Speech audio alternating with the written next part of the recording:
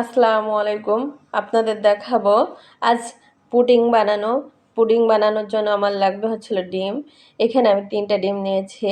লাগবে চিনি, 1 কাপ চিনি নিয়েছি। আর লাগবে হচ্ছিল দুধ। এখানে 1 লিটার দুধ নিয়েছি। প্রথমে আমি 1 লিটার দুধকে ঘন করে হাফ লিটার করে নেব। আমি একটা পাত্র নিয়েছি, এটার ভিতরে দিয়ে দেব দুধটাকে ঘন করে নিতে হবে।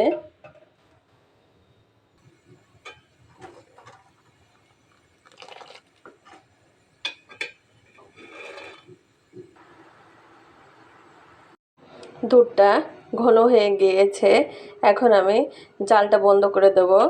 জালটা বন্ধ করে দিয়ে দুধটাকে ঠান্ডা করে নেব। দুধটা আমি ঘন করে এই যে ঠান্ডা করে নিয়েছি। এখন দুধের ভিতরে দিয়ে দেব চিনি।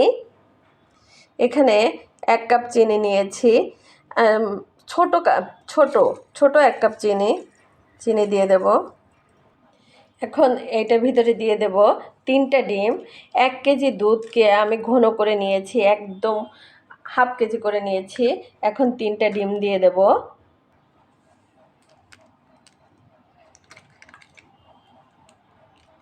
এখন আমি ভালো করে এগুলো ফেটে নেব একসঙ্গে। ডিম, দুধ আর চিনি একদম ভালো করে মিশিয়ে ফেলতে হবে।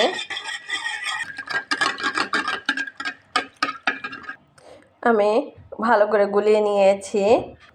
আমি এই যে একটা পাত্র নিয়েছি, একটা বাটি। এই বাটিতে পুডিং বানাবো।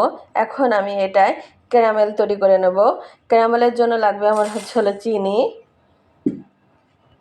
চিনির ভিতরে আমি অল্প একটু পানি দিয়ে দেব। আমি এখন চিনি দিয়ে ক্যারামেল তৈরি করে নিচ্ছি। ক্যারামেল তৈরি করার সময় নাড়া দিতেই থাকতে হবে, না হলে পুড়ে যেতে পারে। পুড়ে গেলে পুডিংটা ভালো হবে না।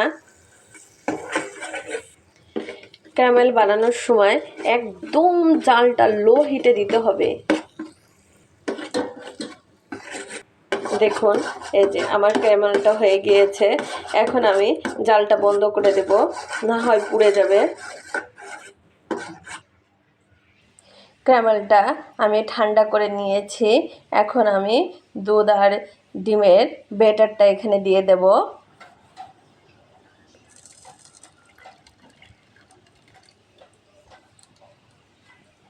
আমি এখন একটা ঢাকনা দিয়ে ঢেকে দেব। পুডিংটা বানানোর জন্য আমি একটা ফ্রাই প্যান দিয়েছি। ফ্রাই প্যানে পানি দিয়েছি। পানিটা গরম করে এর ভিতরে আমি বাটিটা বসাই দেব।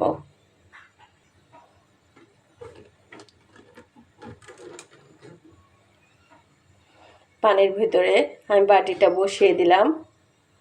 এভাবে পানির ভিতরে আমি পুডিংটা বানিয়ে নেব। এই পুডিংটা বানাতে আমার 40 মিনিট সময় লাগবে। আমি 40 মিনিট পরে ফিরে আসব। দেখুন, আমি এইভাবে পানি দিয়ে তারপরে পুডিংটা বসিয়ে দিয়েছিলাম। ফিরে আসলাম 40 মিনিট পর।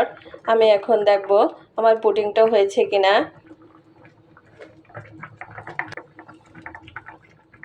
দেখবো আমার পুডিংটা হয়েছে কিনা। দেখুন, এই যে হয়ে গিয়েছে, একদম ফ্রেশ হয়ে গিয়েছে পুডিংটা। এখন নামিয়ে ফেলবো।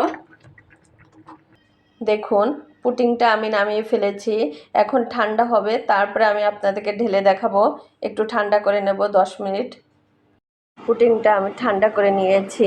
এখন আমি এটাকে ঢেলে নেব। এখন আমি পুডিংটা ঢেলে নিয়েছি।